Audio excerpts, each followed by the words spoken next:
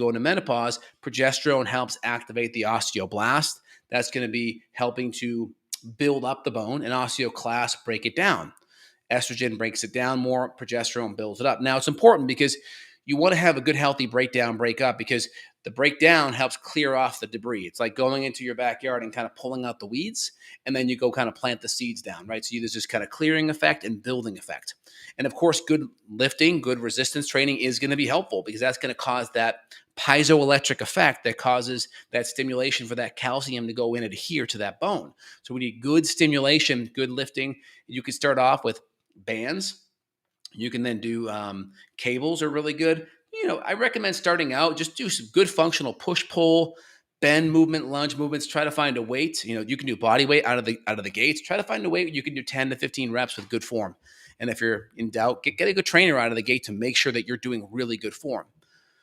So we talked about female hormones. Now, you could all say the same thing about testosterone in men too. So low DHEA, low testosterone, that could be a problem. Cortisol, lots of chronic stress. You're going to see high levels of cortisol. Cortisol is very catabolic. So high levels can also cause anxiety and mood issues, that kind of jitteriness, but it can also be very catabolic and cause a breakdown of either muscle tissue and or joint or bone tissue.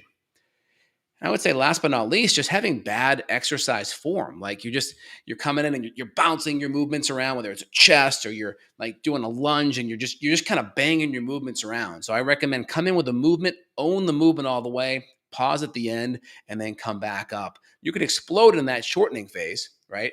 So when you're shortening the muscle, that's like bicep curl, right? You're shortening, right? Origin insertion, get closer, shortening, and then slower on the eccentric. Most movements tend to cause injury on the eccentric when you're elongating. That's like going into a squat and bouncing at the bottom, or bouncing on the deadlift, or on a bench press, coming down and bouncing, right? So usually if you go really slow on that eccentric, good 4 seconds, pause, and then explode on the concentric when you shorten, that's usually a better way to protect your muscles. And if you're on the fence, you can just go slow all the way around. That's great too. All right, let's recap. So inflammatory foods, 1, gluten, right? Alpha-solanines, oxalates, not having enough protein, not having enough minerals, vitamin K2, magnesium, strontium, not having enough hydrochloric acid, lower thyroid function, infections causing malabsorption. I'd also say hormones, estrogen, progesterone, cortisol imbalances, low testosterone, low DHEA. And then, of course, just being chronically stressed, doing exercise that involves lots of pounding, lots of compression, and or over-exercising, but also not doing enough where you don't create that piezoelectric effect to cause that calcium to reabsorb. It'll be my top 8, I think, causes of joint pain.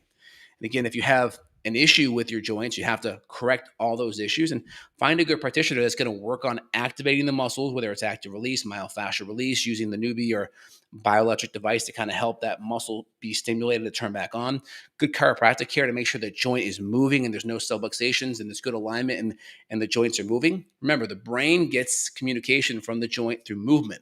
So if you have these joints are inflamed or stuck, or there's adhesion with that fascia to that muscle and that joint's not working, you're not going to get good communication from the joint to the brain. So make sure there's good movement. That's very important. And whether it's a good massage or good chiropractic adjustment, that will be very helpful out of the gates. All right, guys, Dr. J here. If you enjoyed today's video, let me know. Put your comments down below. Let me know what's worked for you. And if you enjoyed it, share with family and friends. And if you want deeper functional medicine support, because you have some chronic inflammatory issues and you want to look deeper, feel free. There'll be a link down below where you can reach out and schedule with myself and my staff, and we're happy to help you worldwide.